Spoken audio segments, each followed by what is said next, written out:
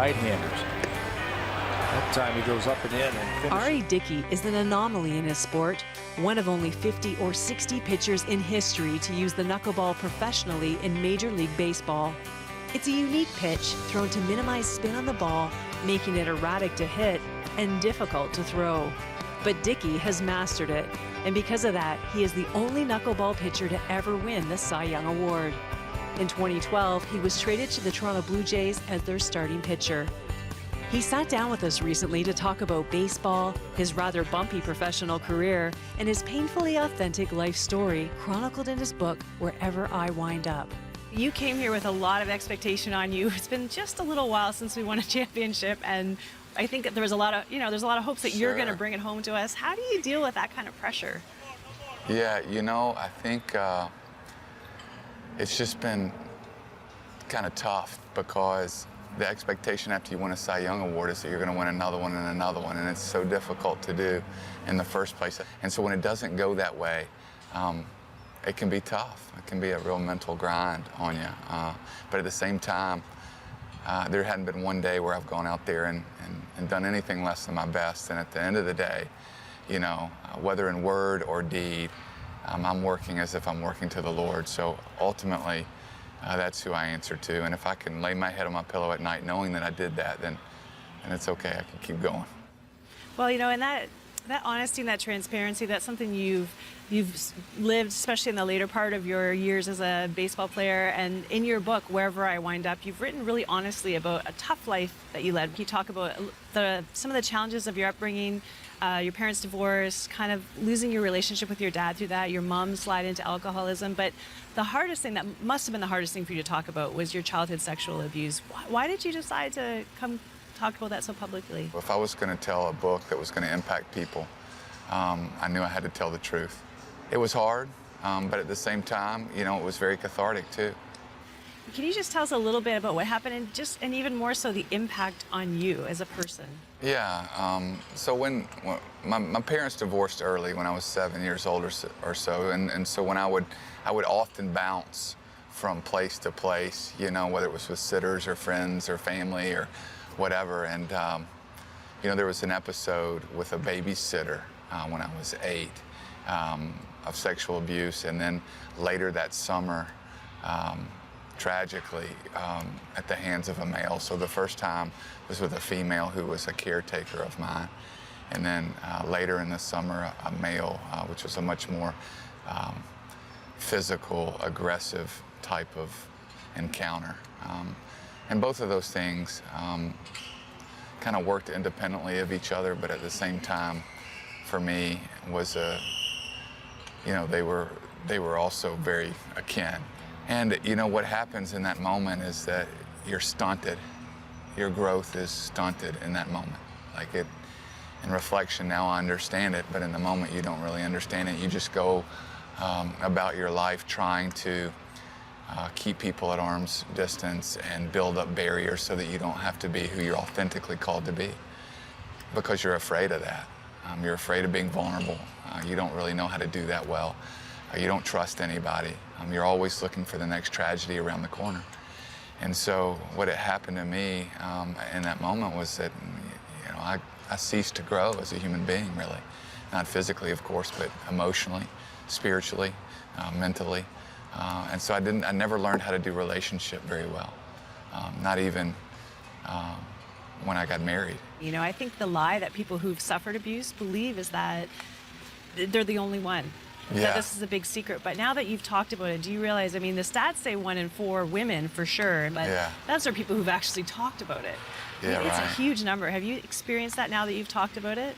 Yes, I have. I think the last stat that I saw was 1 in 6 males. And like you said, those are only and for a male, it seems to be a little bit different. The willingness to share it, because we're brought up in this bravado culture of a man needs to be a man, and what that may say about your manhood, or what you think that may say, is something that plays with your mind. It certainly did with mine. I thought that if I ever let that out into the open, that I would be viewed as a very weak and very cowardly person, and that's another reason, more evidence that that growth is stunted. It's actually the opposite. I mean, men that are able to talk about their abuse as a step towards healing are actually the ones that are the most courageous, and that's the trick the enemy perpetrates, is that, if you tell another soul, it's going to be awful. People are going to throw their hands up and run the other way. And so that lie is perpetrated by the enemy in a way that really makes it hard for you to be vulnerable and transparent. It took just me coming to the end of myself before I ever confessed myself about what had happened. I agree. I think it's an incredibly brave move, and an even braver move, I think, too, is that abuse was done to you, but then you talked about your mistakes, cheating on your wife and the cost to your marriage.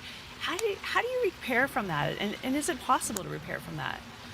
Yes, I think God is in the business of redemption. I mean, thankfully. And so, yes, I absolutely do think that there is a better side, to all of it. And I do think that there is, God does build beauty from ashes in so many different ways. And I've seen that firsthand in my own life so vividly that I would, profess that from the mountaintops. But for me, it was very difficult because, with my wife, I had no idea how to do relationship. I didn't have it modeled for me at home. I was getting my education from magazines or TV or media, or I didn't really have a way to know what was appropriate, what wasn't, outside of my moral compass, which was skewed anyway from growing up not really having a center. I didn't become a Christian until I was 13 years old. And even then, I didn't have much refinement. It was almost like I came to know Christ and then I was on my own to try to figure it out from there. And so my real success story for me has been, first and foremost, a much more deeply cultivated relationship with a living God. Well, a lot of people are struggling in their marriages and different reasons for that. But what is the best piece of marriage advice you would give to people? For me, it's just, regardless of the risk, to be honest. I always thought that if I told Ann really who I was, that she wouldn't want anything to do with me. And I was madly in love with her, and I didn't want to think that she could, be anywhere else but beside me. So I never was authentically honest about who I was, about what I had experienced in my past, what that had done to me, the things that I had done. And so it was a big risk for me to talk to her about that. And regardless of the infidelity or my past or the abuse or, whatever other hell I had put her through, she looked at me and said, I'm not going anywhere. I love you. And that did more for my transformation as a human being and probably a believer as any other experience in my life. She sounds like an incredible woman. She is. All of what was happening in your personal life, at the same time, you're dealing with crazy things happening in your professional life. Your baseball career has been up and down, the majors, the minors, the majors, the minors. How did that kind of play into some of the things you were already feeling about yourself? Well, when I started going into counseling, I met a guy who is now probably my very best friend, and his name's Stephen. And Stephen and I developed a relationship where I was finally enabled and are empowered to live authentically in the moment. I learned what it was like to be present. I learned what it was like to invest in every moment. I learned what it was like to suck the marrow out of every experience. And so because of that, I felt like I was a much better pitcher. My knuckleball started to really improve. I was more engaged in the games that I was pitching in. I had this capacity and this hunger to learn, and I was energized and motivated to come to the field and discover things.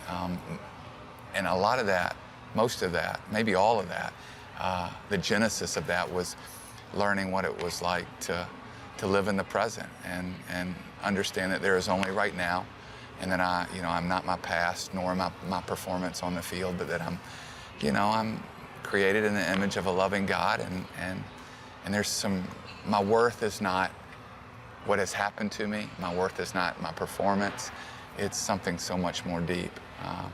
And I learned that, and that took a lot of pressure off of everything else. And it really freed me up to be who I felt like I was called to be as a pitcher, and that was a knuckleball pitcher who was okay throwing a pitch that was very unique and that made me different.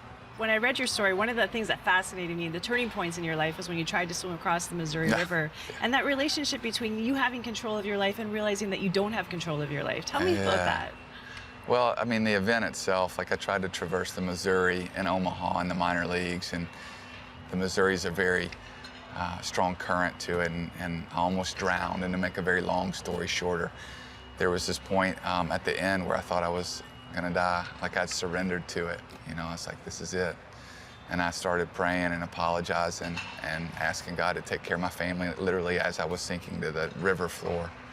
And at that time, my feet hit the bottom, the riverbed. And I was able to kind of harness enough adrenaline to catapult myself up to the top and take another breath and kind of bounce my way until there was a teammate of mine who had gone alongside the riverbank with me. I had gone, you know, nearly a half mile down, and he had followed me. And I reached out, took his hand, and was able to live to tell the story. But it was a real kind of, it was a real metaphor, if you will, for my life in general, about surrendering, completely surrendering to who God wanted me to be, regardless of the outcome. Like, how can I not hold my career like this, but like this, you know? So I went into the river.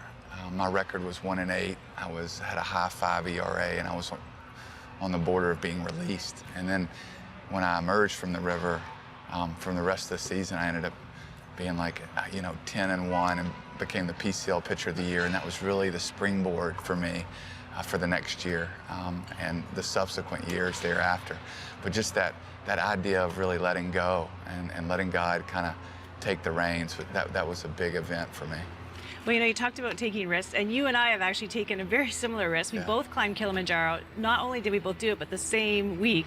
Yeah. And you actually summited the day before me, which is crazy, and for the same cause. Yeah. So we were both climbing for sexually trafficked women and kids. So why was that an issue on your heart? Well, I think that's just something that's very specific to my narrative. People who are taken advantage of sexually speaks to my heart.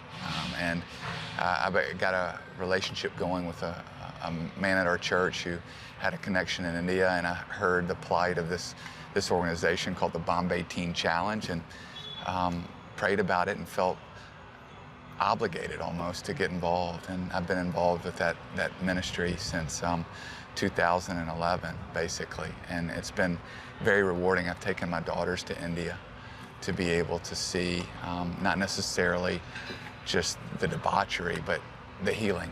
So where these girls are rescued too, and their redemption and their stories of restoration, they've got to participate in it even. And so it's been a great thing for not only me, but my family. Who do you think you would be if you hadn't walked through some of those dark chapters in your history? Well, I think the better thing for me is to think about where would I be or who would I be if I hadn't had help in confronting some of the things that happened in the darker parts of my life. I was a breath away from committing suicide in 2008. I was in my car. I had run a garden hose from the tailpipe of my car into the driver's side window and stuffed a towel in the crack, and I was a moment away from turning the key because I had had enough. I'd had enough of the pain, and I had had enough of all of that. And right before I was about to turn the key, I heard, have you had these moments in your life where you feel like you audibly hear God? They're not every day maybe, but there are times when it's Him. And there was a time right before I hit that key where I felt like God said, don't do it, I have something else for you. And in that moment, the next day I went to counseling. And that was like the moment, the end of myself, where I came to the end of myself. And I had to be brought to that place. God had brought me to my knees, and I had tried to do it on my own enough, and he had had enough. And it was a time when it was time for surrender, and that surrender is what gave me my life back. It's so amazing that you've been able to tell your story so transparently and so authentically, and I think it's impacting so many people, especially for you as a man, as you said. And so I just wanted to thank you, because I think it's going to continue to impact people, and it's doing a lot of good for for the kingdom of God. So I appreciate that encouragement. You know, you never really know, you know, until someone says, hey, that really touched me in a way, or I appreciated this. So I appreciate you saying that. Thank you. yeah, thanks for your time. Yeah.